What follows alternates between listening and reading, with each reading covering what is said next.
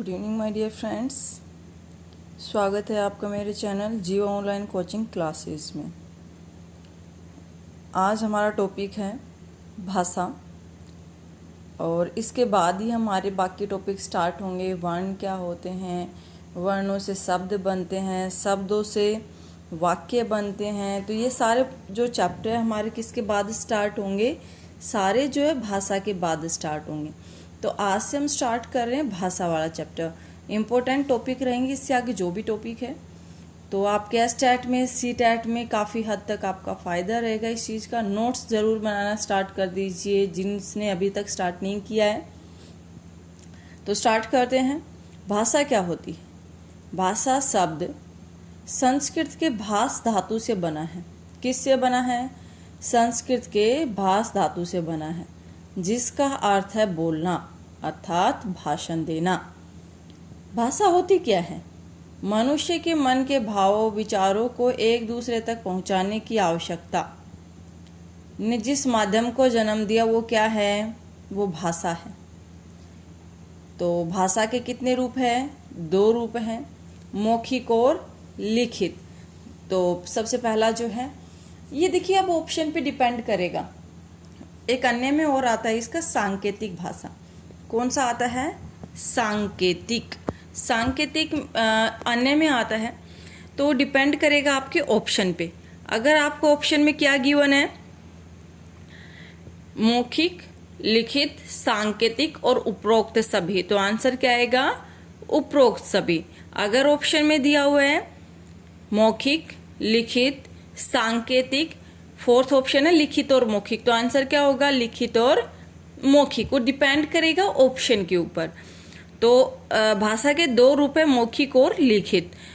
तो मौखिक क्या होता है? भाषा के जिस रूप से मन के भावों और विचारों का आदान प्रदान कैसे किया जाए, या तो बोलकर किया जाए या सुनकर किया जाए, उसे मौखिक भाषा कहते हैं। जैसे फोन, भाषण, वाद विवाद प्रतियोगिता, ये सब किसके द्वारा की जाती है? ये सब बोलचाल के माध्यम से, यानी विचारों का आदान प्रदान जिसमें किया जाता है बोलकर या सुनकर। लिखित जो जिसमें भाव और विचारों का आदान प्रदान लिखकर या पढ़कर किया जाता है उसे लिखित भाषा कहते हैं। जैसे समाचार पत्र हो गया, पुस्तकें, पत्र, पोस्टर, तो ये सब क्या है? ये लिखित रूप है, यानी जो हमें लिखित में जो मिलता है वो लिखित रूप होता है। और भाषा का लिखित रूप क्या है? स्थायी होता है। भाषा का लिखित रूप यानी भाषा का कौन सा रूप स्थायी होता है? तो लिखित रूप जो है स्थायी होता है। अन्य भेद, अन्य में क्या आता है? सांकेतिक, जो भाषा संकेतों के माध्यम से सीखी जाती है। जैसे हम कहीं पर जाते हैं, जो सड़क वगैरह होती है वहां पर एरो के निशान लगे हुए होते हैं। आपने देखा होगा ना, किसी साइड में जैसे हमें मुड़ना है कहाँ पर, तो वहां पर एरो के से निशान लगे होते हैं।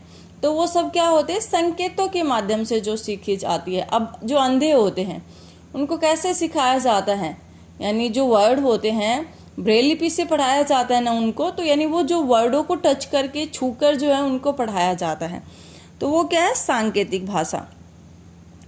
इसके बाद लिपि क्या होती है? भाषा की जो ध्वनियां होती हैं, ध्वनियों को जिन चिन्हों से लिखा जाता है उन्हें लिपि कहते हैं। भाषा की ध्वनियों को जिन चिन्हों से लिखा जाता है उन्हें लिपि कहते हैं। और लिपि जो है सभी भाषाओं की अलग अलग होती है। अब हमें लिपि याद करनी होगी कि हिंदी की लिपि कौन सी है, संस्कृत की लिपि कौन सी है, तो हमें सभी लिपि का पता होना चाहिए। तो सबसे पहले है भाषा और उनकी लिपि कौन सी है। तो सबसे पहला है हमारा हिंदी। हिंदी की लिपि कौन सी है? ये तो सभी को पता है, देवनागरी है। और संस्कृत, मराठी, गुजराती, इन चारों की लिपि जो है देवनागरी है। पंजाबी की गुरुमुखी, अंग्रेजी की रोमन, उर्दू, अरबी और फारसी, इनकी क्या है? फारसी। उर्दू की लिपि कौन सी है? फारसी लिपि है। अब देखिए लिखी कैसे जाती है। तो उर्दू जो है वो दाई से बाईं ओर लिखी जाती है। सिर्फ जो उर्दू यानी जो फारसी जो लिपि है वो दाईं से बाईं ओर लिखी जाती है। बाकी जो सारी देवनागरी, गुरुमुखी, रोमन, ये बाईं से दाईं ओर लिखी जाती है। याद रखनी ये चीज़ आप लोगों को। अब भाषा का सुव्यवस्थित ढंग कौन सा होता है? यानी कौन सा तरीका होता है? देखिए आपको 4 ऑप्शन देंगे, चारों आपको सिर्फ एक वर्ड याद रखना है, सुबोपली। सुबोपली का मतलब सु से सुनना, बो से बोलना, पै से पढ़ना, ली से लिखना। अगर आपको ऐसे क्रम में दिया हुआ है, जैसे पहले दे दिया आपको सुनना, पढ़ना, लिखना, बोलना, इस टाइप से, एक ऑप्शन आपको करेक्ट देंगे चारों जो है ऑप्शन सीरीज में लगा के। तो व्यवस्थित ढंग क्या होगा, पहले बच्चा सुनेगा, फिर बोलना सीखेगा, फिर पढ़ना सीखता है और फिर लिखना सीखता है। तो ये सही क्रम है। इसका सही क्रम क्या है? सुबोपली वर्ड याद रखना है आपको। नेक्स्ट, हिंदी की आदि जननी क्या है? कौन सी भाषा है? संस्कृत। हिंदी से ठीक पहले की भाषा कौन सी है? अपभ्रंश। कौन सी है? अपभ्रंश। हिंदी के विकास का क्रम, यानी अभी आपने ऊपर 2 क्वेश्चन पढ़े कि आदि जननी कौन सी है या जन्म कहाँ से हुआ, तो वो वाली चीज़ है। तो सबसे पहली जो भाषा वो संस्कृत है। कौन सी भाषा है? वैदिक संस्कृत। तो संस्कृत के बाद पाली आती। पाली में आपने पढ़ा होगा बौद्ध जो धर्म था उनके जो ग्रंथ लिखे गए थे वो किस भाषा में लिखे गए थे? पाली भाषा में। प्राकृत भाषा में, यानी उपदेश किस भाषा में दिए गए थे? तो जो बौद्ध धर्म में जो है पाली भाषा में दिए गए थे और जैन धर्म में प्राकृत भाषा में जो है उपदेश दिए गए थे। प्राकृत भाषा के बाद अपभ्रंश के बाद अभट और आती एक, लेकिन वो पूछी नहीं चाहती, इंपॉर्टेंट नहीं है। तो अपभ्रंश के बाद कौन सी आएगी? ठीक हिंदी भाषा आती है। तो देखिए दोनों क्वेश्चन में डिफरेंस करना।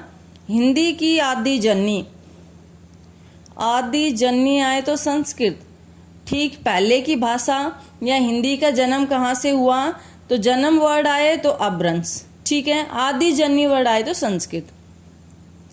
भाषा परिवार के आधार पर हिंदी जो है किस परिवार की भाषा है? भारतीय जो परिवार है उसकी भाषा है। नेक्स्ट, हिंदी को राष्ट्रीय भाषा का दर्जा कब मिला? तो हिंदी को राष्ट्रीय भाषा का दर्जा कब मिला? 14 सितंबर 1949 को। तो सेम चीज, हिंदी दिवस कब मनाया जाता है? 14 सितंबर को मनाया जाता है।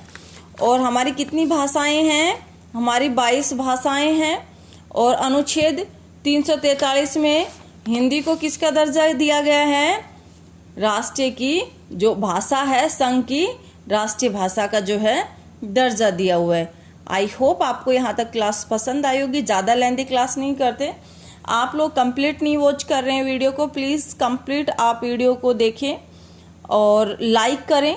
आप लाइक करना भूल जाते हैं, लाइक नहीं करते। और जो फर्स्ट टाइम मेरे चैनल पे आ रहे हैं प्लीज़ सब्सक्राइब करें मेरे चैनल को और अपने फ्रेंड्स और फैमिली के साथ शेयर करें ताकि सभी को जो है एस्टैट में इस चीज़ का फ़ायदा हो सके। तो लाइक ज़रूर करें आप लोग। Thank you. मिलते हैं नेक्स्ट क्लास में, इससे आगे स्टार्ट करते हैं। Okay, good night.